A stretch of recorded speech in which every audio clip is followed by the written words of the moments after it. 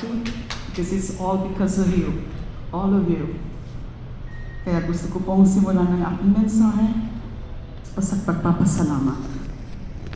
Ano akong ilang-ilan na pwedeng banggitin o babanggitin ko po.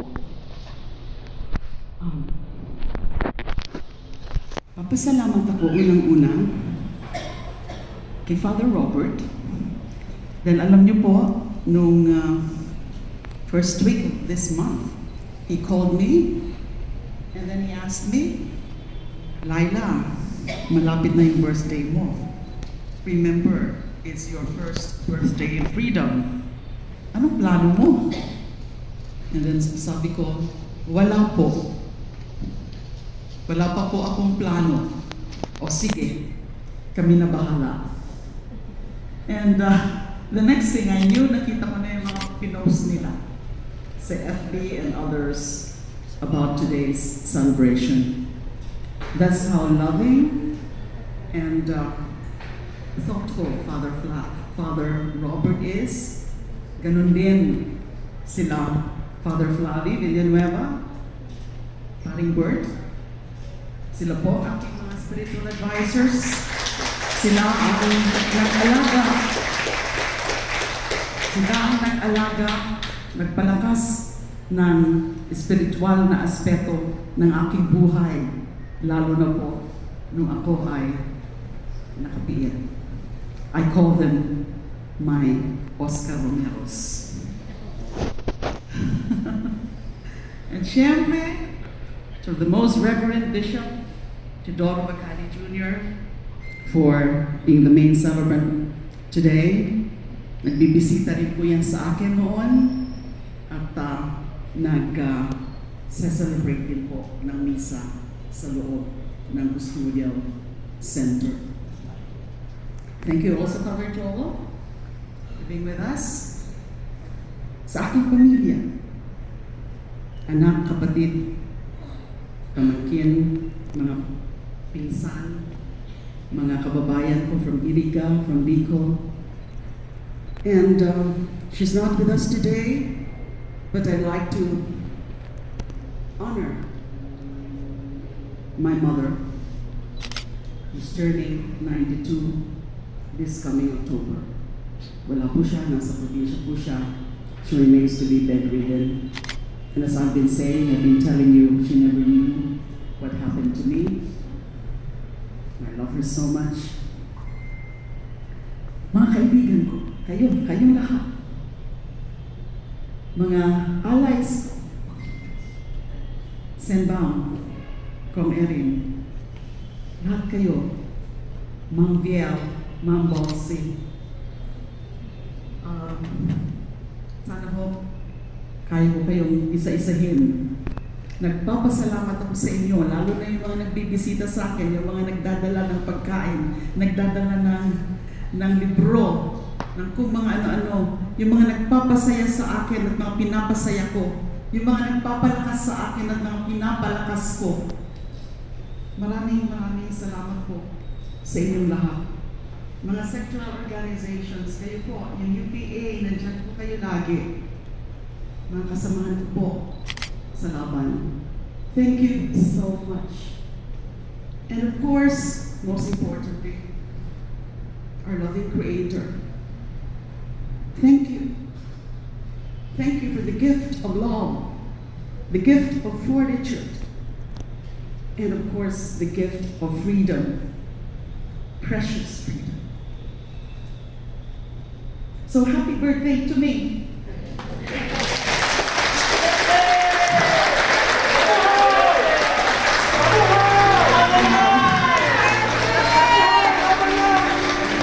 Now 65. Salamat po. Nandito pala si Teresano.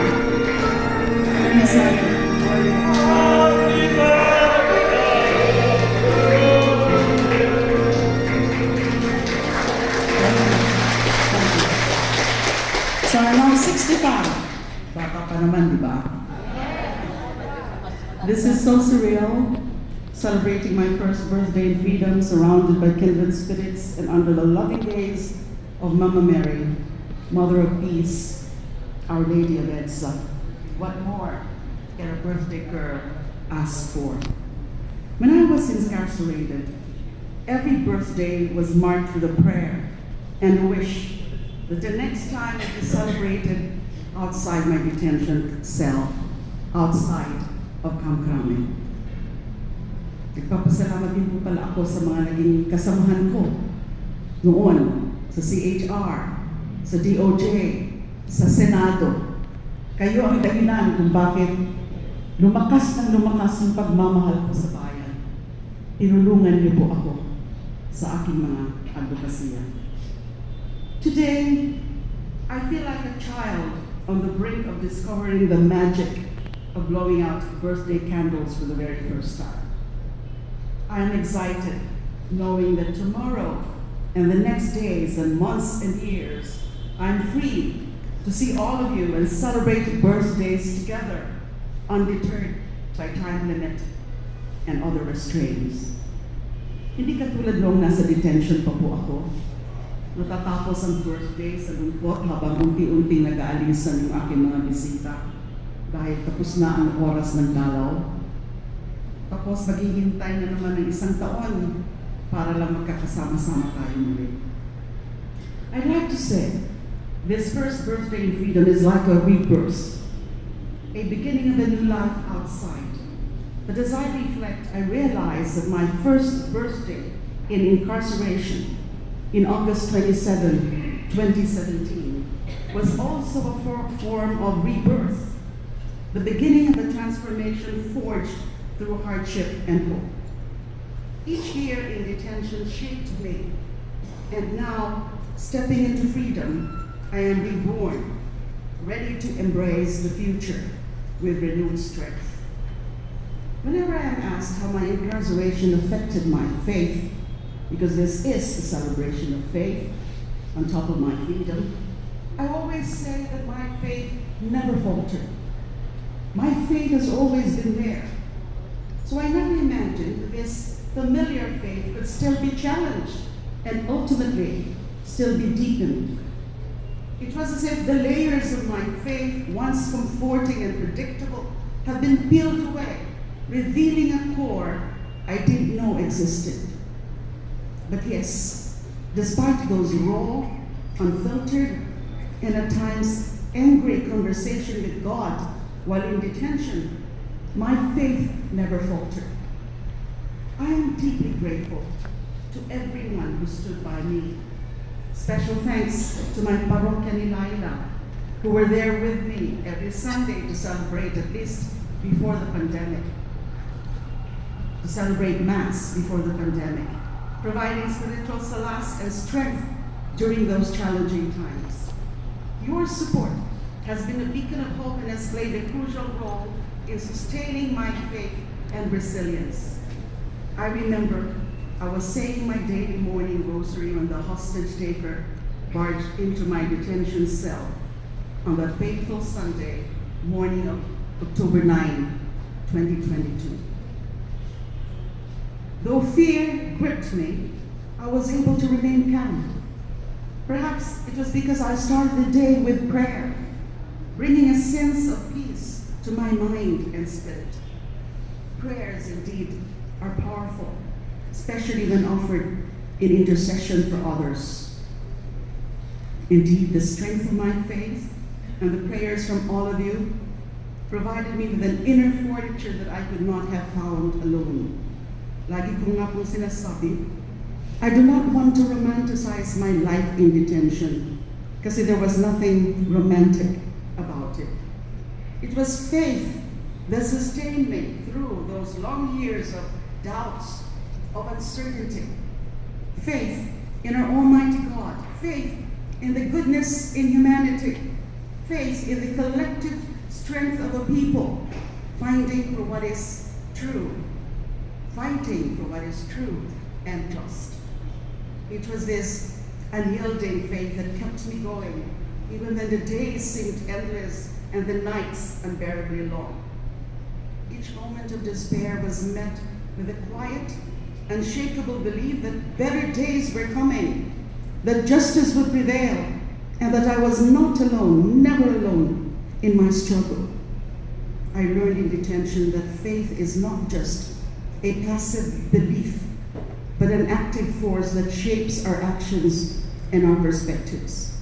It is what allowed me to find hope in the darkest of times, to remain steadfast in my principles, and to draw strength from the solidarity of other people. Tinanong kung maigli dapat ang mensahe ko. And just, something very informal. Pasensya na po kayo at katulad ng aking mga speaking engagements nitong mga nakaraan, napapahaba lagi at minsan nagiging madrama pa. Pagbigyan niyo na po ako, okay, itong taon po kung walang kausap. Yan, ganito. Ang makakain, maliban sa aking sarili, mga libro, mga halaman, at syempre yung mga pusa. 7 years ago, my greatest fears in detention were one, that I will never be able to see my family and friends again, and two, yung makakalimutan po ako ng mundo, that I would be forgotten.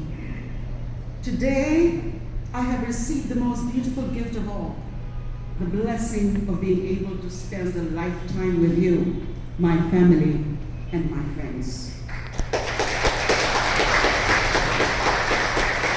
Ako sa isang banda, total birthday ko naman, I'd like to claim na baka naging advance birthday gift ko po, yung napanood ko last week sa Kongreso, sa Quad Committee hearing, ng mga PDLs, ng mga tumestigo, this time, habang sa dating presidente. Poetic justice, maybe. Basta alam po natin, yung sinabi ni Martin Luther King Jr., the arc of the moral universe is long, but it bends toward justice. Yes, it always bends towards justice and the truth. Maraming salamat po sa inyong pagmamahal para sa mas maraming paglaban, para sa Diyos,